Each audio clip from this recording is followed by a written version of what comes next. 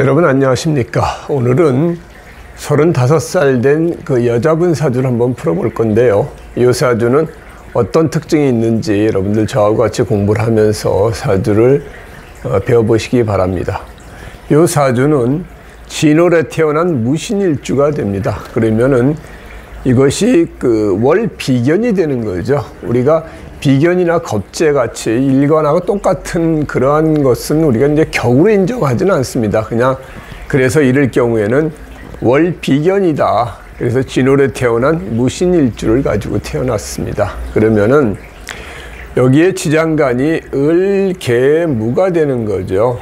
을개무가 되면은 천간에 뜬 게 뭔가 보니까 그 지지는 이제 그 비견을 중심으로 보고요. 그 다음에 천간에 뜬 거는 개수가 이렇게 떴습니다. 그래서 이걸로 보면은 이제 이것은 이제 정제격이다 이렇게 볼 수가 있는데, 개수가 하나만 뜬 게 아니라 여기 또 임수까지 또 떴어요. 그러면은 우리가 이제 그 제격은 편제, 정제를 구분하지 않고 그냥 제격이다 이렇게 얘기를 하면 됩니다. 그래서 우리가 이는 정편이를 가리지 않고 재는 정편제를 가리지 않습니다. 그래서 이거는 재성이다 그러고, 이는 이제 정인하고 편인이 같이 떠도 이제 인격이다 이렇게 이제 얘기를 하면 됩니다. 인수격이라 얘기를 할 수 있는데, 요 사주는 이제 그 재가 투출된 거죠. 그래서 정제도 돼 있고 편제도 돼 있는 그런 사주가 됩니다. 그런데 더 좋은 것은 이 재를 생해주는 이 상관이 있습니다. 그래서 상관 생재하는 그런 모습을 보이는 거죠. 그래서 내 재주나 아이디어나 그 다음에 어떤 기발한 어떤 생각 가지고 그 재물을 버는 사주가 된다. 그래서 큰 돈이나 작은 돈이나 일단 재를 벌 수가 있고요. 그 다음에 그렇게 되면 용신이 뿌리가 여기 지금 여기에도 있고요, 여기에도 있습니다. 그리고 여기에도 있고, 그래서 이 재의 뿌리가 좀 강하고 있기 때문에 이 사람은 자기가 하고 싶은 일도 하고 그 다음에 재물도 좀 벌 수 있는 그런 사주가 된다. 그리고 여기 그 상관도 뿌리가 있는 그런 이제 상태이기 때문에 이 제격의 이 상관은 상신이 되는 거죠.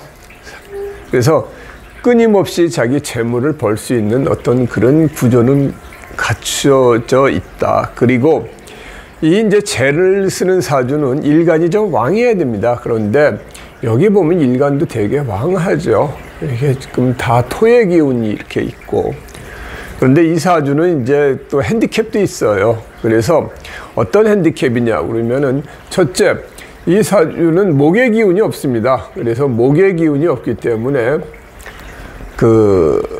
어떤 관성이 없는 거죠. 그래서 상관생재하는 그런 사주다 보니까 어떤 돈이 되는 거라면은 이 사람은 뭐든지 할 수 있는 사람이다. 어떤 법과 질서를 지키는 것보다는 어떤 실용적이고 그 다음에 돈을 벌 수 있는 거라고 그러면은 뭐든지 할 수 있는 그런 성향을 가지고 있다. 게다가 이 사주는 또 화의 기운도 없습니다. 그래서 인이 없죠. 그러면은 소위 말해 지름신이 발동을 한다. 이 사람은 뭐 깊이 생각하고 고민하고 그러지를 않습니다.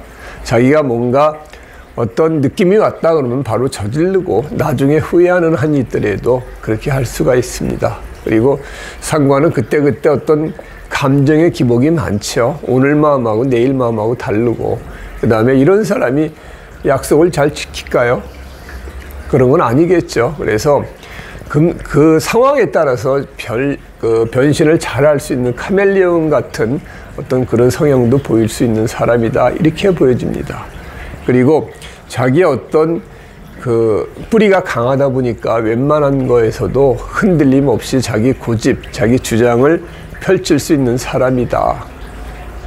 그리고 여기 또 식신을 이렇게 토생금해서 깔고 있는데, 뭐 식신이 이렇게 있으면은 뭐 식복도 있다 우리가 이렇게 얘기를 할 수도 있는데, 이 사주에 이제 맹점이 좀 있죠. 여기 지금 보면은 여자 사주에 이제 관이라는 것은 남편을 지칭합니다. 그래서 무관 사주라고 그러면은 일단 남자운 남편 덕은 좀 약한 그런 사주다 이렇게 볼 수가 있고요.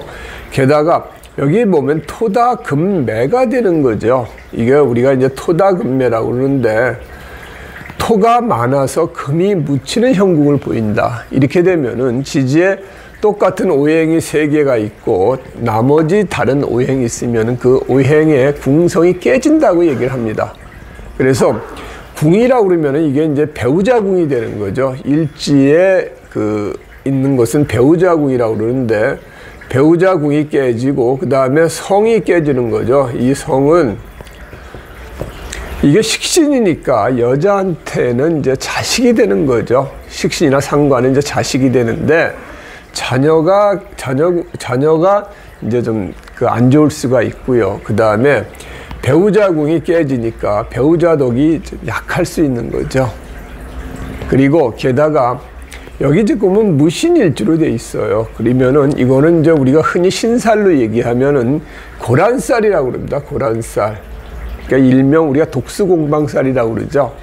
그러니까 신살 중에서도 제가 감명을 하다 보니까 고란살은 잘 맞아요. 그래서 우리가 고란살이라고 그러면은 을사, 정사, 갑인, 신해, 무신, 이걸 이제 고란살이라고 그러는데, 이런 이제 배우자궁을 여러분들이 볼 때 한 가지만 가지고 보면은 그게 잘 안 맞습니다. 그러니까 무간사주 하나 가지고 배우자 덕이 없다. 아니면 고란살 하나만 가지고 배우자 덕이 없다. 아니면 뭐 일지하고 시지가 충하는 걸 보고 배우자 운이 없다. 이렇게 이제 단순하게 판단하면은 좀 안 되고요. 좀 배우자 운이 안 좋은 사람은 2-3가지가 같이 옵니다. 이것처럼 무간사주에 일주가 고란살에다가 토다금매 3개가 같이 오면서 배우자 운이 없는 것을 나타내주는, 이럴 경우에는 이 분은 확실히 배우자 운이 약한 그런 사주를 가지고 태어났다. 그래서 이런 분은 결혼하고 나서 해로하기는 상당히 힘듭니다. 그러니까 혼자 살기에는 상당히 최적화된 사주죠. 자기 하고 싶은 대로 하고 재물도 있고 자기 어떤 주관도 뚜렷하고 식신, 자기가 뭐 여기저기 돌아다니면서 놀러다니면서 먹을 거 잘 먹고 자기 혼자 살기에는 상당히 최적화된 사주인데, 배우자하고 결혼해가지고 살기에는 이런 사주를 가지고 어떤 남자가 감당을 하겠습니까? 자기 하고 싶은 대로 해야 되는데.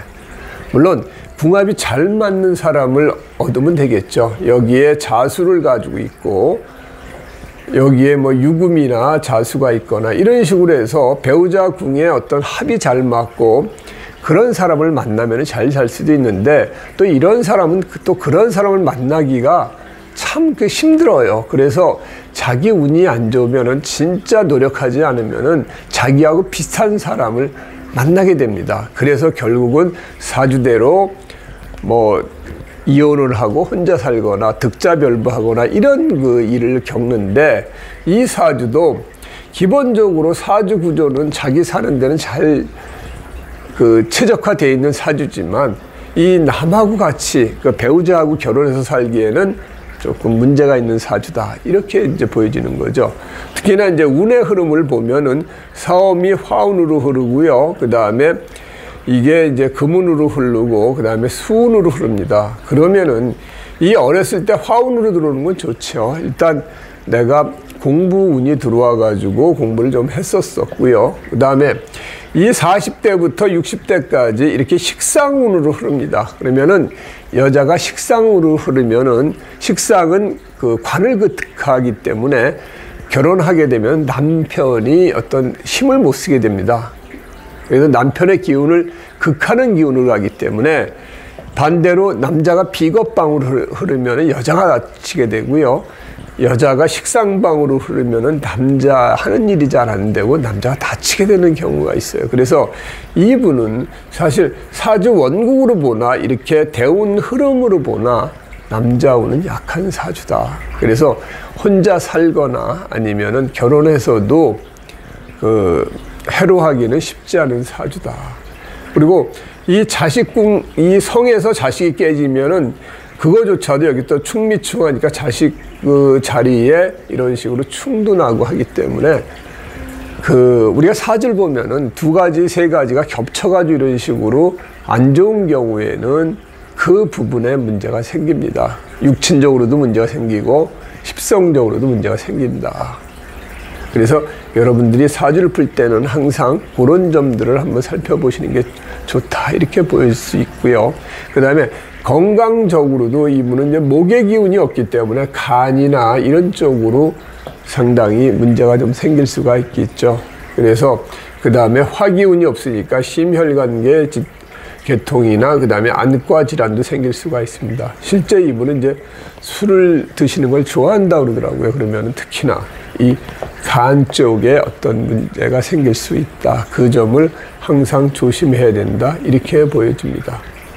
이 대운의 방으로 봐도 크게 패가 나는 부분들이 별로 없어요. 본인의 어떤 사주로서는. 그렇지만 배우자하고의 어떤 인연 부분은 상당히 좀 짧을 수밖에 없는 그런 사주를 가지고 태어나지 않았나, 이렇게 생각을 합니다. 실제 남자분이 이분의 사주를 가져와서 자기하고 궁합을 대조를 해봤는데, 그분도 이제 무죄사주예요. 그 여자운이 좀 약해서 특히나 궁합이 잘 맞는 사람하고 맞춰야 되는데, 이런 사람하고 같이 맞추면은 그 두 분이 해로하기가 쉽지 않죠. 그래서 있는 그대로 설명을 해줬는데, 뭐 판단은 이제 그분들이 하시는 거고요. 저야 이제 사주를 보고 좋고 나쁜, 그 다음에 문제점 이런 것들을 가감 없이 다 이야기를 해줄 수밖에 없는 거죠. 그래서 여러분들이 흔히 이제 사주를 풀 때 좋은 말만 해주면 참 좋아요. 그렇지만 세상 일이 좋게만 되는 건 아니기 때문에 판단은 그 상담자의 몫이지만,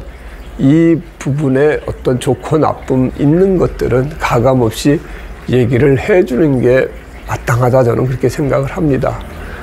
두 사람이 궁합 보러 오더라도 안 좋을 땐 안 좋다고 얘기를 해야 되고, 좋을 땐 좋다고 얘기를 해줘야 됩니다. 두 분이 그걸 가지고 어떻게 결론을 낼지는 그 당사자의 몫이지만, 상담하는 입장에서 우리 같은 사람이 무조건 두 사람이 같이 와서 나쁜 얘기를 하기 뭐해서 두 사람 다 좋습니다, 이렇게 얘기해가지고는 나중에 어떻게 하겠어요? 그 사주 보나마나 안 맞는 거 맨날 좋다고 그러는데 좋은 거 뭐가 있냐, 이런 식으로 얘기할 거 아닙니까? 물론 상대방한테 어떤 좋은 얘기를 해주는 것도 좋습니다. 그렇지만 어떤 조심해야 될 점, 문제점, 이런 부분들을 가감없이 얘기를 해주는 것이 올바른 상담자의 자세가 아닌가, 그런 생각도 해봅니다. 그래서 오늘은 좀 본인 사는 데는 지장 없지만 남자하고 같이 살기에는 조금 적합하지 않은 그런 사주를 한번 풀어봤습니다. 고맙습니다.